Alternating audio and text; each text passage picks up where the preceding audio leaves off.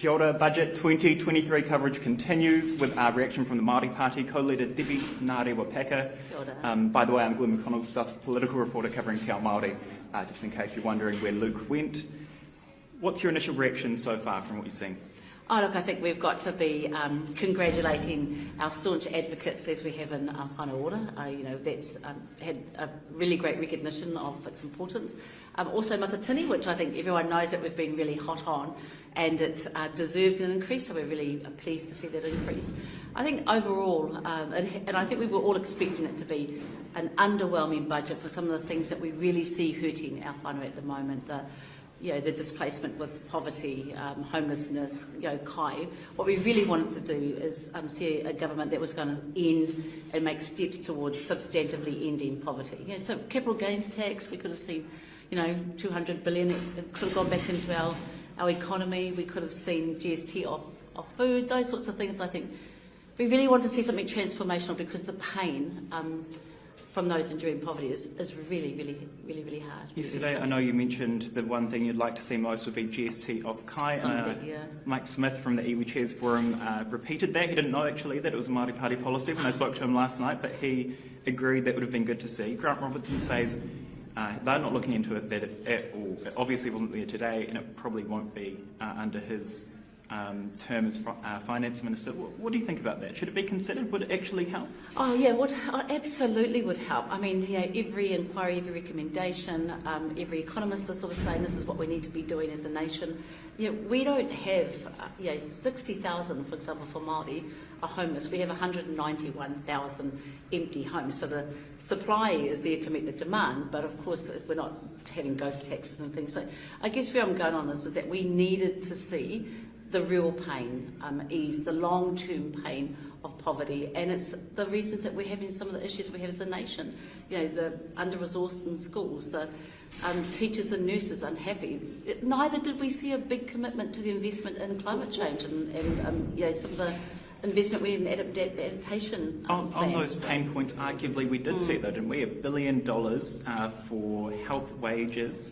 2-year-olds will now be eligible for 20 hours free early childhood. Isn't this helping in a way with the cost of living? Yeah, it helps with the cost of living, and I guess that's where we need to be talking about, be really clear. The cost of living are the middle class people, middle income people who are squeezed, but we've actually got a much dire situation before that, which is the poverty issue that we have here in Aotearoa. So I think, $1 billion versus $200 billion if we had capital gains tax, you can't compare the two.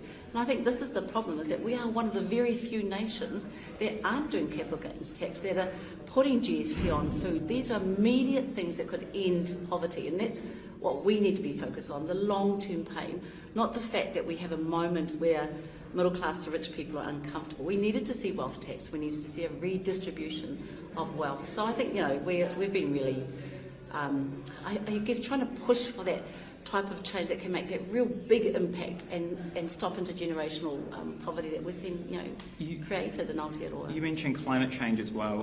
There were kind of initiatives such as the Healthy Homes or 400 million from the Climate Fund to insulate homes.